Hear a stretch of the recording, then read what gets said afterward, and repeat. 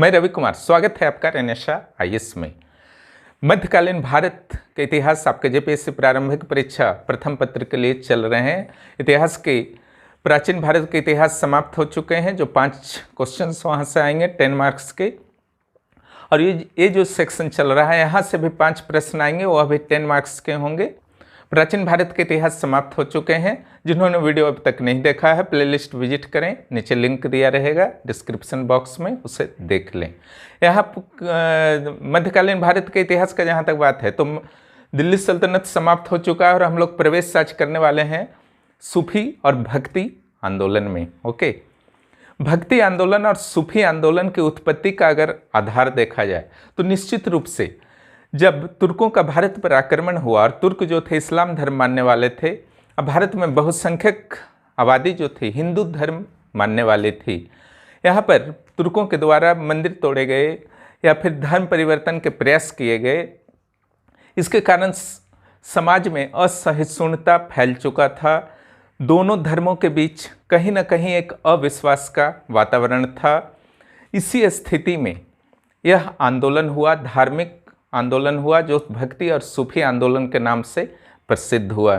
ठीक है, इनका अगर रोल देखा जाए भक्ति और सूफी आंदोलन का, तो जो उस समय समाज में धार्मिक और सामाजिक असहिष्णुता फैली हुई थी, अविश्वास का माहौल था, तो हिंदू और मुस्लिम के बीच, ठीक है, उनके बीच जो दूरी बन गई थी उनको करीब लाने में भक्ति संतों और सूफी संतों का बहुत ही बड़ा रोल रहा, जिसके कारण धीरे धीरे हिंदू और मुस्लिम धर्म एक दूसरे के साथ सामंजस्य स्थापित कर पाए। और इसका सकारात्मक प्रभाव आप देखते हैं कि मुगल काल में दिखता है, जब हिंदुओं को भी अनेक प्रशासनिक पद दिए गए, उन पर भी विश्वास किया। बड़े बड़े अभियान भी हिंदू सेनापतियों के द्वारा मुगलों के लिए किए गए, आप देख सकते हैं। तो भक्ति और सूफी आंदोलन को आपको इसी रूप में देखना है। पहले अगर भक्ति की बात किया जाए तो यह भारत में सगुण और निर्गुण 2 रूपों में फैला। ओके, सगुण जो आपका होते थे, निराकार ईश्वर पर विश्वास करते थे, और ये साकार ईश्वर पर। पहले निर्गुण संतों के धारा पर बात करते हैं, तो इसकी उत्पत्ति आप मान सकते हैं कि शंकराचार्य से हुई थी।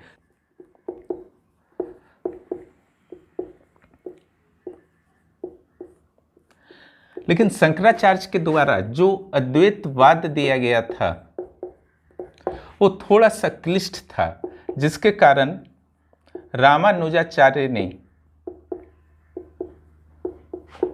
विशिष्ट अद्वैत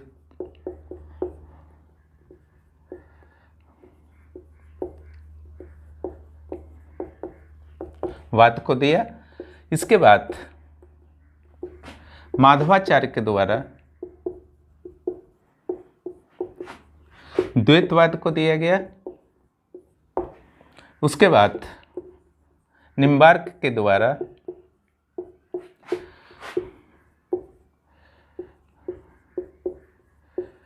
द्वैताद्वैतवाद को दिया गया।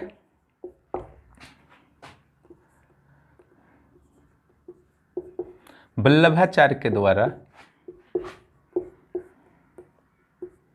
शुद्ध अद्वैतवाद।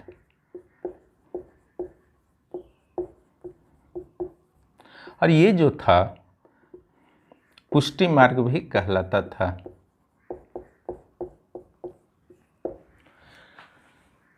शंकराचार्य ने पूरे विश्व को अवास्तविक माना था। हालांकि देखिए, सबका उद्देश्य ही था परमात्मा में आत्मा का मिलन, यानी कि मानव का मिलन या कोई भी जीव का मिलन, चाहे सूफी हो, भक्ति हो, सगुण हो, निर्गुण हो, सभी का अंतिम लक्ष्य मोक्ष प्राप्ति ही था। लेकिन इसे समझें कैसे, वो इम्पोर्टेंट था। वही समझाने के लिए आपका है, शंकराचार्य ने जब अद्वैतवाद दिया तो रामानुजाचार्य ने उसको थोड़ा सा सॉफ्ट किया। संसार को ये लोग वास्तविक मानते थे। ओके, सॉफ्ट इन्होंने कर दिया। संसार वास्तविक है, जो आप कर रहे हैं सब कैसे ही कर रहे हैं, कोई काल्पनिक नहीं है, लेकिन लक्ष्य एक ही था। लेकिन आप इतना याद कर लीजिएगा, एग्जाम के लिए इम्पोर्टेंट है। और इनका कहना था, वल्लभाचार्य का, कि गृहस्थ जीवन में रहते हुए भी मोक्ष की प्राप्ति की जा सकती है। तो ये प्रारंभिक निर्गुण संत हुए। इसके बाद लेकिन ये दक्षिण भारत के सारे संत थे। एक भास्कराचार्य थे, वो भेदभाव के थे।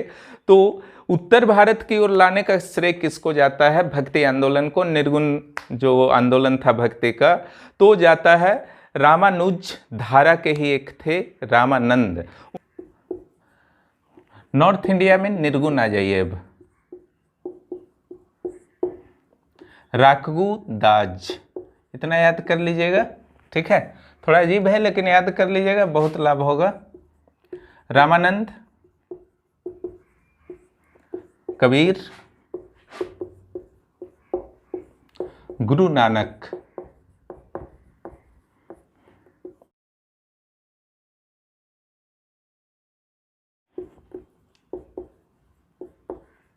दादू दयाल, जगजीवन दास।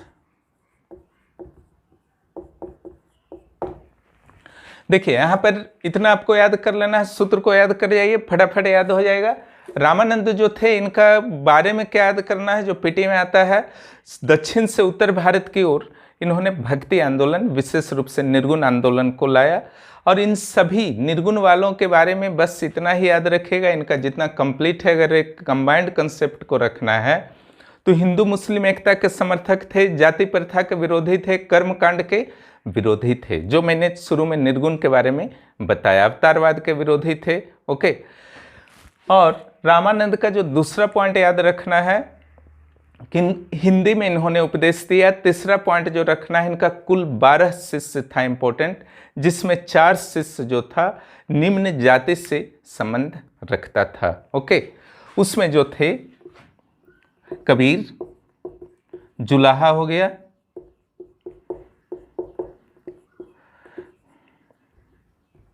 धन्ना, जाट, सेन, नाई, रैदास, चमार। इतना ही याद रखना है। कबीर में आते हैं। कबीर में बस याद रखिएगा कि भागदास जो था उसने बीजक की रचना की थी। भागदास इनका शिष्य था कबीर का।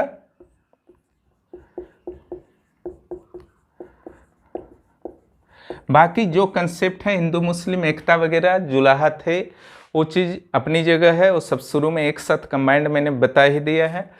दादू दयाल, दादू दयाल अहमदाबाद से संबंधित थे। इनका याद रखने लायक है, इन्होंने ब्रह्म संप्रदाय को चलाया था, जिसे निपक भी कहा जाता था। गुरु नानक और कबीर, ठीक है। गुरु नानक का जन्म लाहौर के तलवंडी में हुआ था 1469 ईस्वी में। अब मृत्यु जो हुई थी तलवंडी पाकिस्तान में ही है, करतारपुर।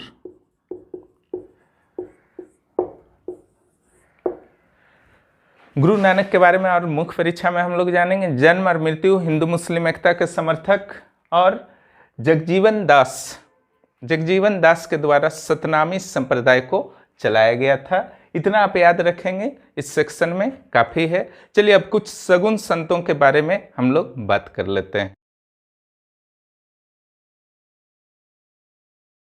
सगुण संतों के बारे में एक सामान्य रूप से कंसेप्ट रखेगा। मूर्ति पूजा में विश्वास रखते थे और ईश्वर के चरणों में अपना सर्वस्व अर्पित कर देते थे।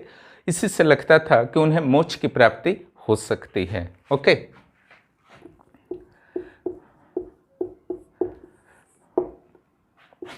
इसमें चैतन्य, सूरदास,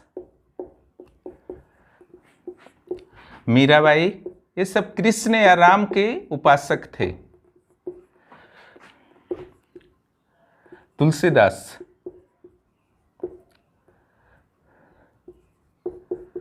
शंकरदेव,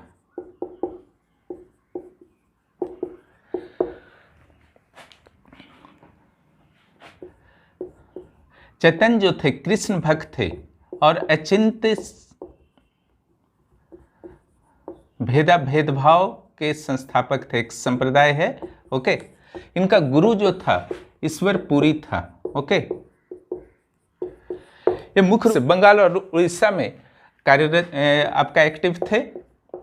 इन्होंने कई ऐसे हिंदुओं जो मुस्लिम धर्म में चले गए थे धर्म परिवर्तन करके, उनको हिंदू भी बनाया। ओके, सूरदास, इनके 2 ग्रंथ का माना जाता है कि नेत्रहीन थे। इनके 2 ग्रंथों सूरसागर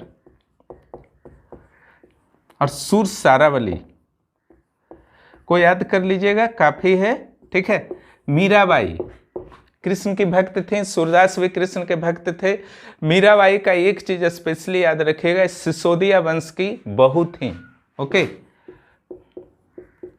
राजपूतों के सिसोदिया वंश की बहू थी।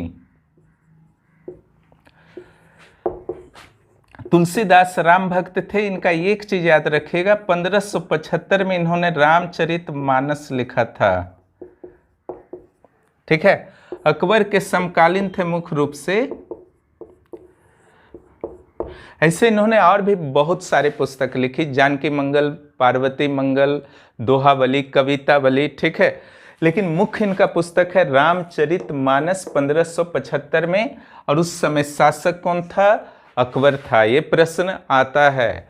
चलिए आगे आइए। शंकरदेव, शंकरदेव के द्वारा शरण संप्रदाय चलाया गया था, या फिर शरण संप्रदाय को ही महापुरुषीय संप्रदाय बोलते थे। तो इतना याद कर लीजिएगा सगुण संतों में, जो कि नॉर्थ इंडिया में था। अब सगुण संतों का एक पार्ट मराठा क्षेत्र में, महाराष्ट्र में विकसित हुआ, उसको थोड़ा सा जान लीजिए।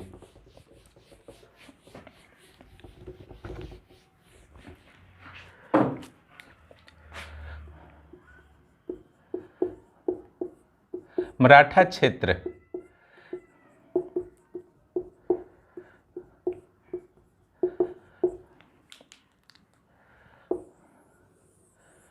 यहां जो है ज्ञानेश्वर, नामदेव, एकनाथ, तुकाराम, रामदास।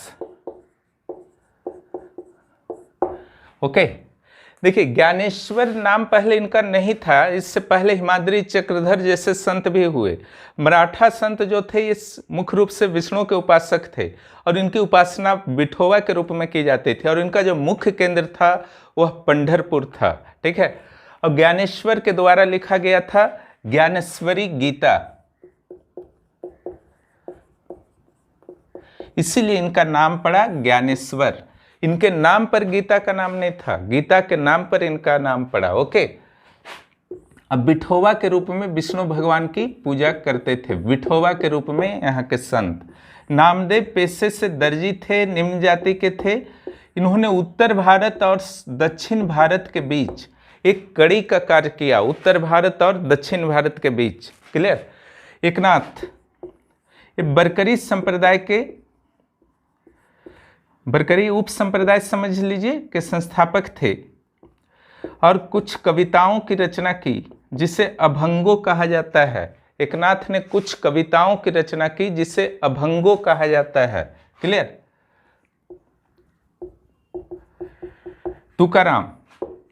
तुकाराम जो बरकरी संप्रदाय था ना, जो इसने स्थापना किया था एकनाथ ने, उसको ये मानते रहे। साथ ही शिवाजी के समकालीन थे, शिवाजी के समकालीन थे। रामदास बोध ने धरकरी संप्रदाय की स्थापना किया। और दूसरा जो इनका खासियत है, इन्होंने शिवाजी का जीवनी लिखा। किसका जीवनी लिखा इन्होंने? रामदास ने शिवाजी का। ठीक है, तो सगुन धर्म में जितना मैंने 2 पार्ट में, नॉर्थ इंडिया का और महाराष्ट्र का, ये 2 पार्ट में मैंने सगुन धर्म में बताया। इतना आप कर लीजिएगा, काफ़ी है, इससे से प्रश्न आ जाएंगे। अब यहाँ पर हम लोग बात करते हैं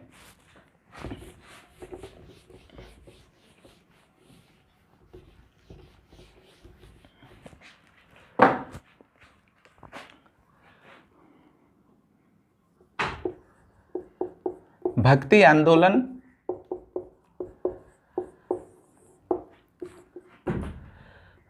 की उत्पत्ति, प्रभाव पर। यहाँ से कुछ प्रश्न पीटी में रहते हैं। उत्पत्ति के संबंध में विवाद है। एक पक्ष कहता है कि इस्लाम के आगमन के बाद उत्पत्ति हुआ है, तो इस्लाम का प्रभाव मानता है क्योंकि एक ईश्वरवादी थे, निर्गुण वाले खास करके। दूसरा पक्ष कहता है इरफान हबीब जिसमें प्रमुख हैं, निम्न वर्ग की प्रतिक्रिया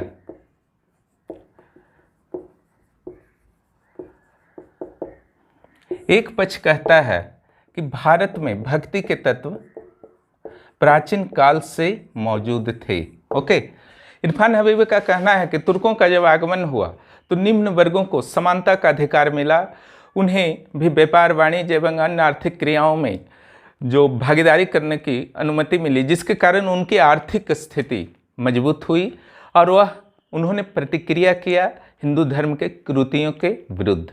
इसके कारण ही भक्ति आंदोलन उत्पन्न हुआ। लेकिन कुछ अन्य विद्वानों का कहना है कि भारत में भक्ति के तत्व प्राचीन काल से ही थे, जिसमें शंकराचार्य का देवतावाद को वो प्रमुख उदाहरण देते हैं। शंकराचार्य भी बौद्ध धर्म से प्रभावित थे, इसलिए उन्हें प्रच्छन्न बुद्ध भी कहा जाता है। ओके, और प्रभाव का जहाँ तक बात है तो निश्चित रूप से निम्न वर्गों के अनेक संत इसमें हुए, निर्गुण संत विशेष रूप से अनेक संत हुए और लोक भाषाओं का इन्होंने प्रयोग किया, जिसके कारण कई लोक भाषाओं का विकास इस भक्ति आंदोलन के दौरान हुआ, विशेष रूप से बंगाली, उड़िया, मराठी, राजस्थानी इत्यादि। ओके, आप लोगों ने दक्षिण भारत, उत्तर भारत के निर्गुण और महाराष्ट्र और उत्तर भारत के सगुण को समझ लिया, भक्ति आंदोलन के कारण प्रभाव को भी समझ लिया। अब चलिए सिख गुरु के बारे में जानिए।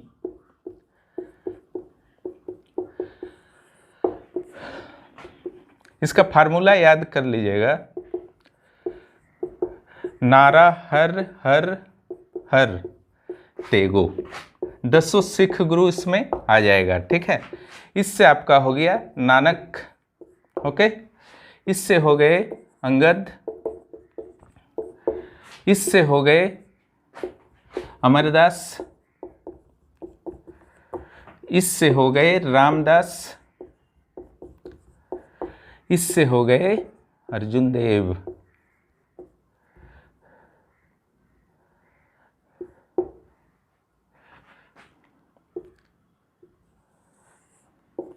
अर्जुन देव,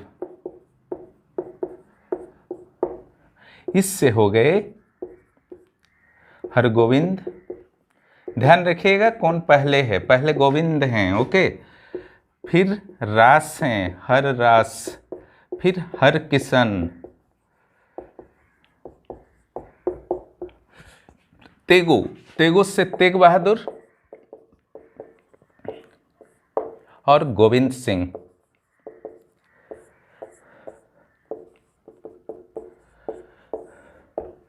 यहां पर अब देखिए, गुरु नानक जो थे संस्थापक थे।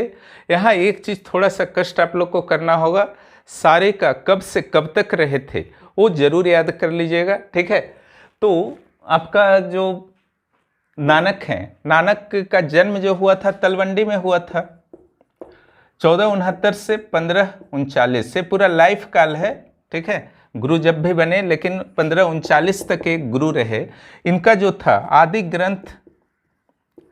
आदि ग्रंथ का इन्होंने रचना शुरू किया, सिख धर्म का स्थापना किया, ठीक है। और 10 मुकामी रिक्ता नामक एक ग्रंथ इन्होंने लिखा। उसके अलावा अगर दूसरे गुरु पर हम लोग आते हैं अंगद, तो ये 1539 से 52 तक रहे, ओके। और अंगद का जो खासियत सा गुरुमुखी लिपि इन्होंने आविष्कार किया। क्लियर?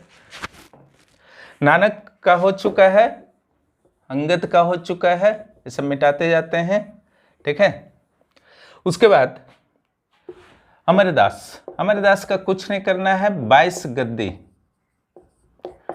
और अगर काल देखिए तो 1552 से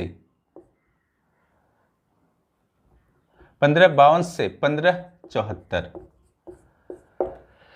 1552 से 1574 इनका जो वर्क है 22 गद्दी, ठीक है। इसके बाद है रामदास, ठीक है।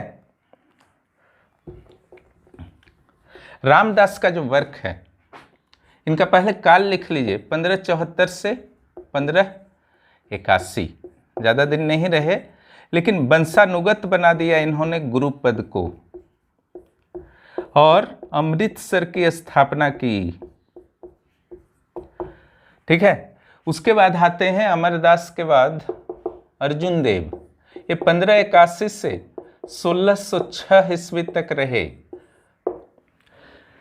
ये इसलिए याद करना है कब से कब तक रहे, क्योंकि अक्सर प्रश्न पूछा जाता है कि किसी खास मुगल शासक के काल में गुरु कौन थे, इसलिए, ठीक है। अर्जुन देव का जो खासियत रहा आध्यात्मिक कर इन्होंने लगाया। क्या लगाया? आध्यात्मिक कर। आदि ग्रंथ का अंतिम संकलन किया।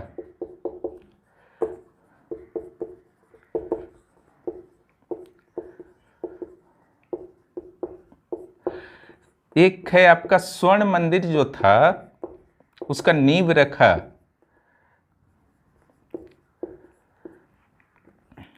फांसी इनको दे दिया गया। पहला गुरु थे जिन्हें 1606 में जहांगीर ने फांसी दिया था, ठीक है। इतना सारा इनका वर्क है और लास्ट में फांसी वाला भी प्रश्न जो है आया करता है, ओके।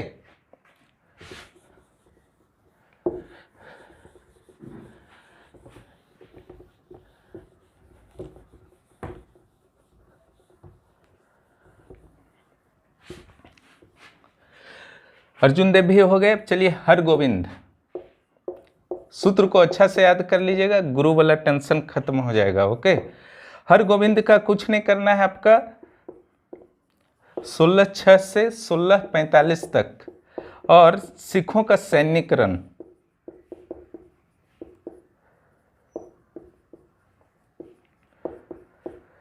ये हरगोविंद का हो गया। हर्रास 1645 से 1661 तक, ठीक है। इन्होंने अकाल तख्त की स्थापना की। अकाल तख्त अगर कौन स्थापना किया आता है तो वो होगा आपका हर्रास, क्लियर। अब आइए हरकिशन जो है यहाँ 1645 से 1661 तक रहे थे ना, तो 1661 से 64 तक रहे। और इनका जो है कि कम उम्र में मृत्यु, बस इतना ही याद रखिएगा। सबसे कम उम्र में मृत्यु प्राप्त करने वाले गुरु कौन थे? तो हरकिशन थे, ठीक है। तो नारा हर हर हर तेगों में हर हर तक हो चुका है, 3 बार हर होगा, ध्यान रखिएगा सूत्र में। इसे अब मिटा देता हूं मैं।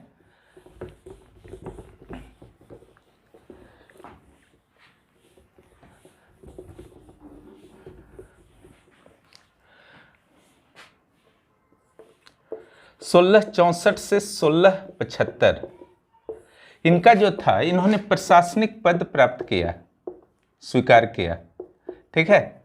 दूसरा जो था इनका, औरंगजेब द्वारा फांसी।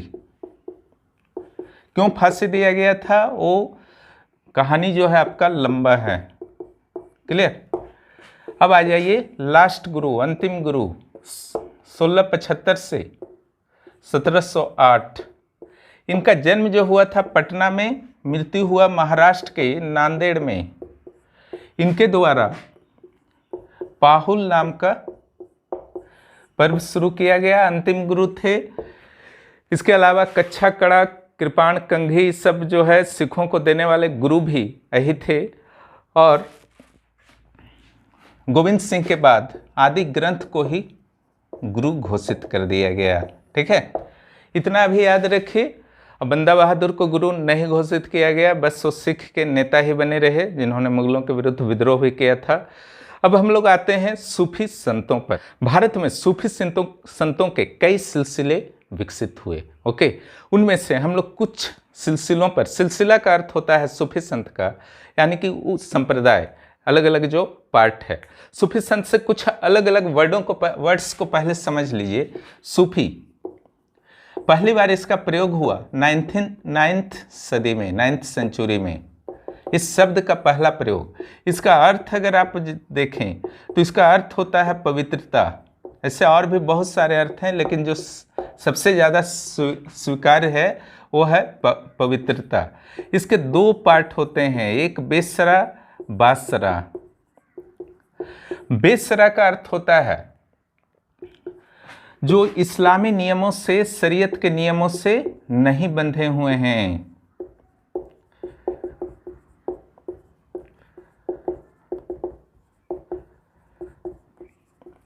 बासरा का अर्थ होता है जो सूफी संत जो भी हैं वो इस्लामी नियमों से बंधे हुए हैं।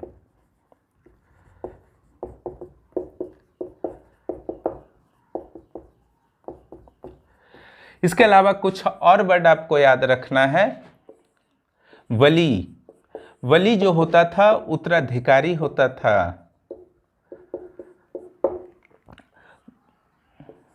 पीर, पीर जो हुआ गुरु।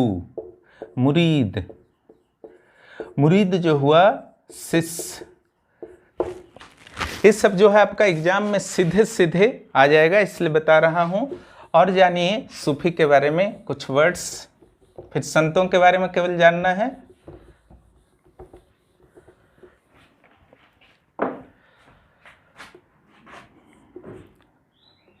पहला संत जिनका भारत में आगमन हुआ, पहला संत मोइनुद्दीन चिश्ती नहीं थे, अल हुजवीरी थे। 9th सदी में ही वो आ गए थे। उसके अलावा पहली महिला सूफी संत,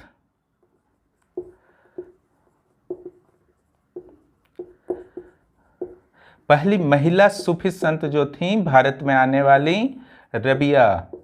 रबिया दुर्रानी मत सोचिएगा, वो औरंगजेब की वाइफ थी जिनका मकबरा जो है और औरंगाबाद में है, ठीक है। इसके अलावा सूफी का सिद्धांत जो है किस पर आधारित है? वहदत उल वजूद। ध्यान रखिएगा, वहदत उल वजूद। इसका अर्थ जो आपका होता है सिंपल, आत्मा का परमात्मा के साथ मिलन।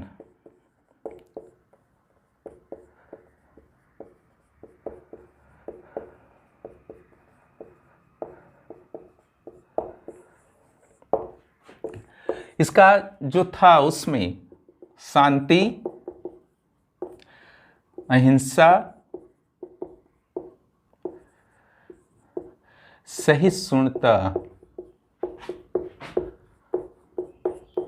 प्रेम, सेवा भाव, ये सब सूफियों के आधार थे। ये गायन और योग में भी विश्वास करते थे। इसके अलावा एक ईश्वरवादी थे।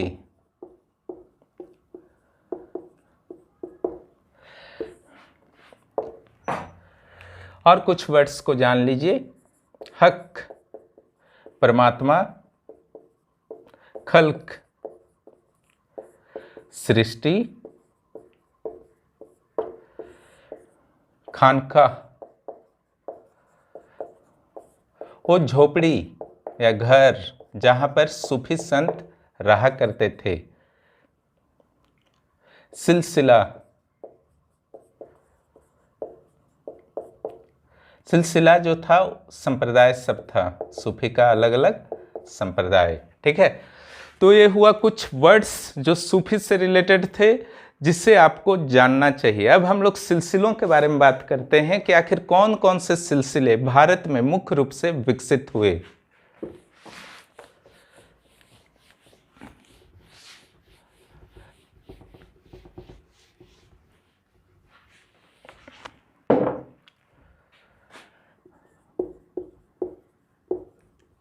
तो भारत में जो मुख्य रूप से विकसित हुआ वह था चिश्ती, सुहरावर्दी,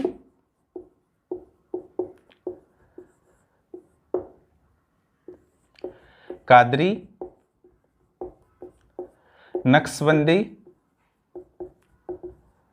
रोशनिया। यहां से जो प्रश्न आते हैं उस पर आपको विशेष रूप से ध्यान देना है, बाकी मुख्य परीक्षा के लिए हम लोगों को छोड़ देना है। जिसमें जो आपका आएगा, पहला संत कौन हुए चिश्ती के, ठीक है, निश्चित रूप से शेख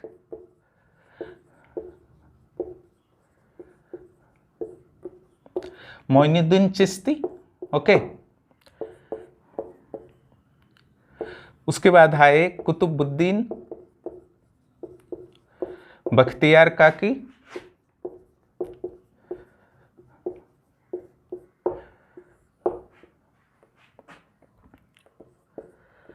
नसीरुद्दीन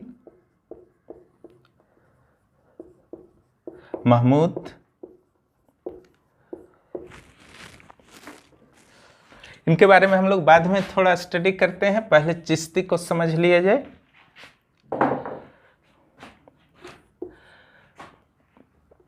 निजामुद्दीन औलिया,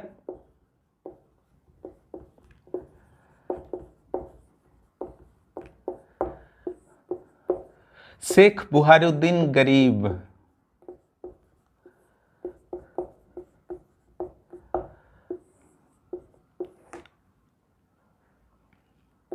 हाजी रूमी,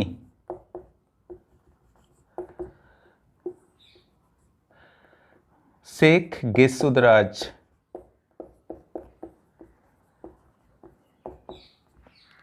ठीक है। तो शेख मोइनुद्दीन चिश्ती का अगर बात किया जाए तो ये मोहम्मद गौरी के साथ 1192 में जब तराइन की दूसरी लड़ाई हुई थी, भारत आ गए थे और अपना खानकाह यानी कि जहां वो रहते थे वो बनाया अजमेर को। आज भी आप अजमेर में जाते हैं शेख मोइनुद्दीन चिश्ती के दरगाह में चादर चढ़ाने के लिए, ठीक है, वही थे ये मोइनुद्दीन चिश्ती। और दूसरा जो थे कुतुबुद्दीन बख्तियार काकी, इनका जो था कुतुबुद्दीन ऐबक जो इनका था अनुयायी था। कुतुब मीनार इन्हीं के स्मरण में कुतुबुद्दीन ऐबक के द्वारा बनाया गया था और इसने बाबा फरीद को कुतुबुद्दीन बख्तियार काकी के द्वारा ही जो प्रसिद्ध चिश्ती संत हैं बाबा फरीद, उनको दीक्षित किया था चिश्ती संप्रदाय सिलसिले में, ओके, कुतुबुद्दीन बख्तियार काकी ने ही। अब नसीरुद्दीन महमूद के बारे में बस इतना ही याद रखिएगा कि इनकी उपाधि थी चिरागे दिल्ली, और कुछ याद रखने का जरूरत नहीं है इनके लिए, ओके। नसीरुद्दीन महमूद की क्या उपाधि थी? चिरागे दिल्ली। कुतुबुद्दीन बख्तियार काकी बाबा फरीद, कुतुबुद्दीन ऐबक इनका अनुयायी था। कुतुब मीनार इन्हीं के नाम से बना। और एक इनका जो है आदि ग्रंथ जो है गुरुवाणी सिखों का, उसमें भी इनके कुछ लिखे गए दोहे हैं, ठीक है। कुतुबुद्दीन बख्तियार काकी की रचनाएं सिखों के गुरु ग्रंथ में भी हैं, ये इंपॉर्टेंट है। ये प्रारंभिक 3 थे, ठीक है। अब आ जाइए निजामुद्दीन औलिया। ये जो थे योग कला में बहुत ही प्रवीण थे, जिसके कारण योगी कहा जाता था।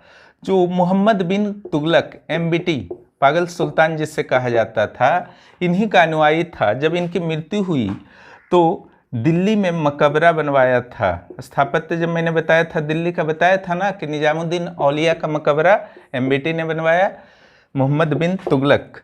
उसके अलावा अमीर खुसरो भी इनका अनुयायी था। इतना बड़ा अनुयायी था अमीर खुसरो इनका कि जैसे ही इनकी मृत्यु हुई, शोक में अमीर खुसरो की भी कुछ दिनों के बाद मृत्यु हो गई। ये था निजामुद्दीन औलिया। उसके अलावा इन्हें जो उपाधि दिया गया महबूब और इलाही,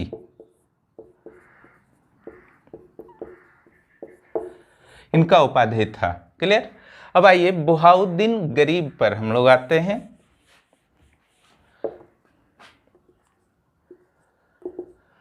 बुहाउद्दीन गरीब जो थे, इनका सबसे बड़ा जो श्रेय है, ये दक्षिण भारत में चिश्ती संप्रदाय को ले गए, नींव डाली।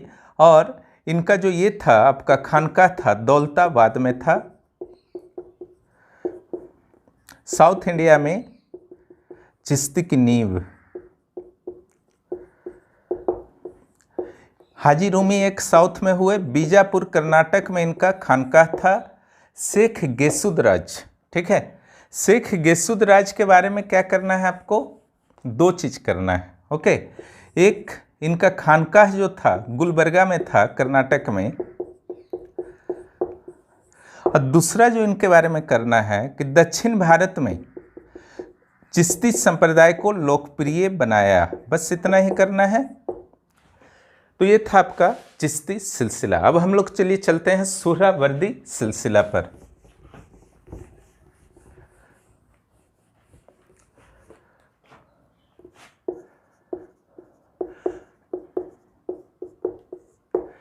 देखिए, इसके संस्थापक का अगर बात किया जाए तो शिहाबुद्दीन सुहरावर्दी इसके संस्थापक थे। और सुहरावर्दी का अगर दूसरा प्रमुख सूफी का बात किया जाए तो था बहाउद्दीन जकारिया।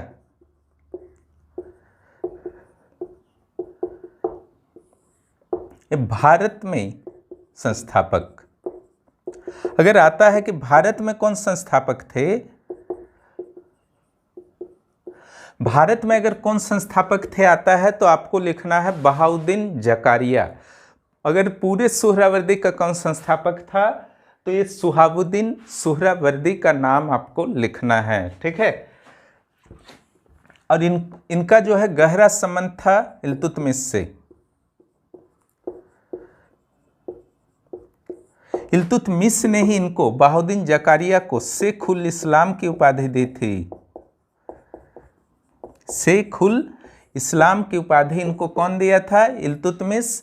इल्तुतमिश का जब लड़ाई कुबाचा और याल्दोज से हो रहा था तो कुबाचा और याल्दोज को इन्होंने गलत माना था और इल्तुतमिश को सही माना था, इसका समर्थन किया था। सुहरावर्दी और चिश्ती में थोड़ा सा अंतर को समझ लीजिए।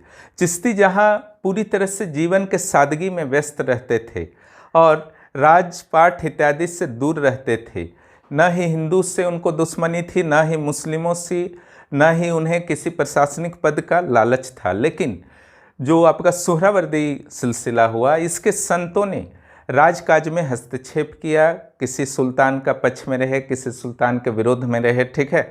तो आप मान सकते हैं इन्होंने प्रशासनिक क्षेत्र में हस्तक्षेप किया सुहरावर्दी ने। सुहरावर्दी के बारे में थोड़ा सा और जान लीजिए जो इम्पोर्टेंट है एग्जाम के लिए।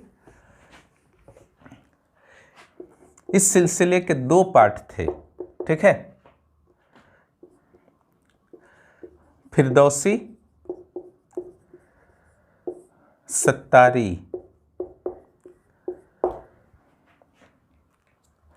फिरदौसी के जो संस्थापक हुए भारत में, शेख बदरुद्दीन। और सत्तारी के जो संस्थापक हुए, शाह अब्दुल्ला सत्तारी।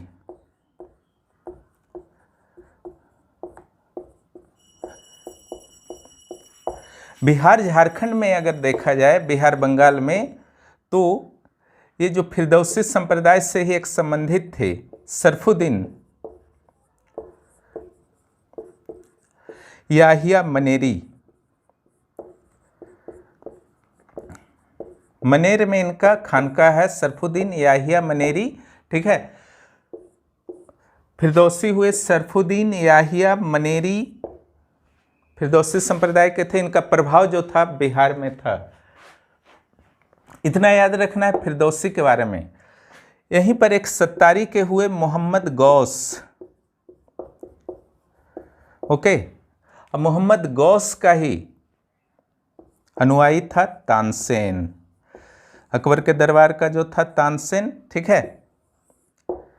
मोहम्मद गौस के द्वारा अमृत कुंड नामक पुस्तक लिखा गया। इतना आप याद कीजिएगा फिरदौस सुहरावर्दी के बारे में। अब कुछ अन्य सिलसिलों के बारे में संक्षिप्त जान लीजिए। अन्य सिलसिले,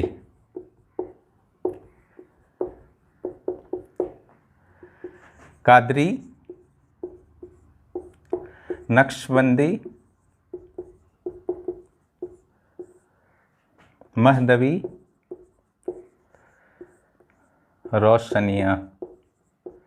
और भी बहुत सारे हैं लेकिन इतना ही पढ़िए। ओके, इसके जो संस्थापक हुए शेख अब्दुल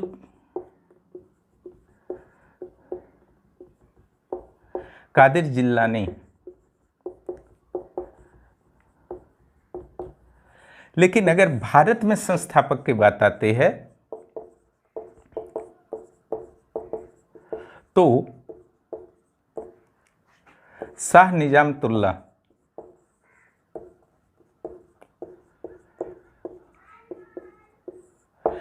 कादरी से ही संबंध रखने वाले एक थे शेख मुल्ला शाह, बहुत इंपॉर्टेंट है। ओके, बख्शी। शेख मुल्ला शाह बख्शी इसलिए प्रसिद्ध हैं क्योंकि औरंगजेब के शाहजहां के पुत्र दारा शिकोह इन्हीं का अनुयायी था।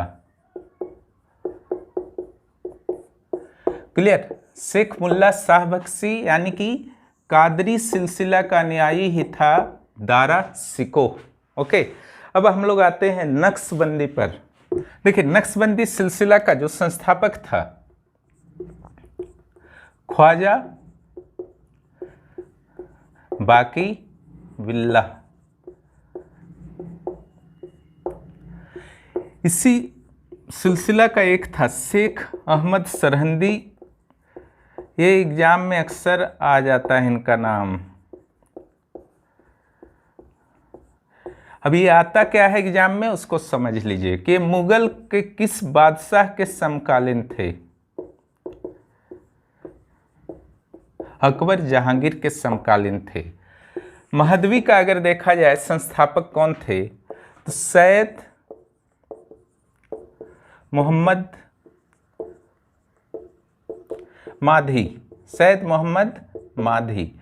रोशनिया की अगर बात की जाए कि कौन संस्थापक थे, मियां बयाजिद अंसारी। तो इस तरीके से ये भक्ति और सूफी संत था।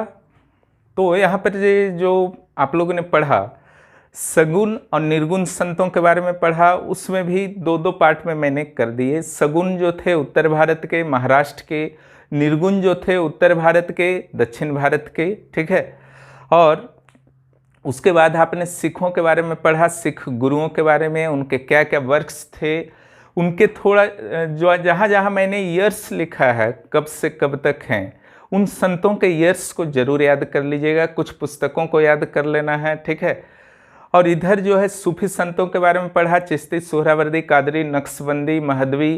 ठीक है, और जो बिहार के संत हैं सरफुद्दीन याहिया मनेरी, उनको जरूर याद कर लीजिएगा।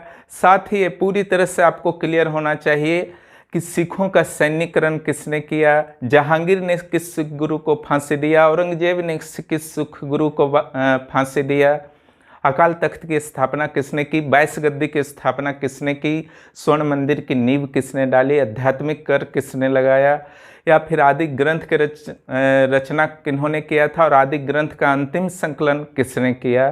ठीक है, कौन से ऐसे सिख गुरु थे जिनकी मृत्यु अल्प अवस्था में ही हो गई थी।